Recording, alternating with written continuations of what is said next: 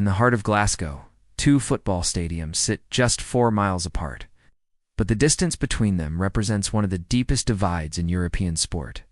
This is the story of the old firm, Rangers versus Celtic, where football became a vessel for Scotland's sectarian soul. We've made videos on the biggest derbies in world football, but none come close to matching the scale and significance of this fixture. So here's everything you need to know about the old firm. There are few places on earth where football matches are played with such ferocity, passion, and downright hostility as in Glasgow. It's a city divided by religion, defined by its two great football teams, Celtic and Rangers. Across the Irish Sea, however, conditions were very different.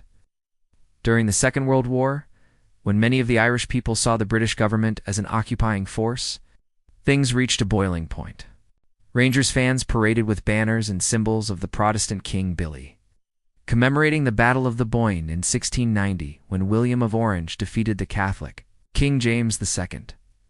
Celtic supporters, meanwhile, displayed the green, white, and orange of the Irish flag and sang of the Fenian dead, those who died fighting for Irish independence. The political dimension only added to the combustible mix of religion, culture, and class.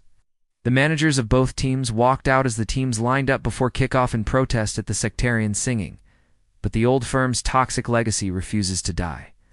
Politicians tried everything to stop the violence, from imposing curfews to banning the teams from playing on the same day. Every few months, Glasgow holds its breath as the old firm meet again. 90 minutes of football that carry the weight of 4 centuries of history.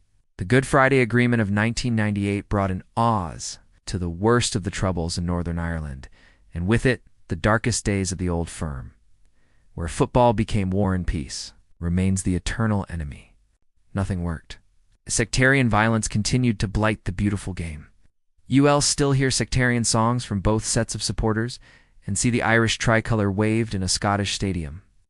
Police struggled to contain the crowds and outbreaks of violence became commonplace. By the 1970s, matches were routinely abandoned. Famine and poverty drove hundreds of thousands of Irish Catholics to seek a new life in Scotland. Rangers supporters largely came from the Scottish Protestant community and were staunch monarchists. Celtic fans were mostly Irish Catholics who dreamed of a united Ireland free from British rule. Over time, the rivalry grew more toxic, and it was here in the shipbuilding yards and factories of Glasgow that many of these Irish settled. They brought their faith, their culture, and their dreams, but also the baggage of Ireland's bitter relationship with Protestant Britain. Their head-to-head record may be the most contested in world football, but it's the backstory that makes this rivalry so compelling. Their first games were played in the city's East End, the very heart of Irish Catholic Scotland. 9 years before that, however, another club had already been formed. Rangers, founded in 1872, were formed by the sons of Scottish Protestants. From the outset, there was bad blood between the sides. As the sons of Scotland's ruling elite, Rangers were seen as the establishment team. Celtic were the outsiders. In the late 19th century, Glasgow was the industrial powerhouse of the British Empire. In 1887, a group of Irish Catholic immigrants founded a Gaelic athletic club, which would later become Celtic Football Club. By the early 20th century, old firm matches were no longer just about football. They were about identity and ancient hatreds. On the terraces, the battle quickly escalated from chants and jeers to full-blown sectarian abuse. By the 1960s, football had become war, and the beautiful game was fast losing its meaning. It wasn't just the fans. Players, managers, and even directors got caught up in the crossfire. When football failed to deliver the answers, politicians stepped in.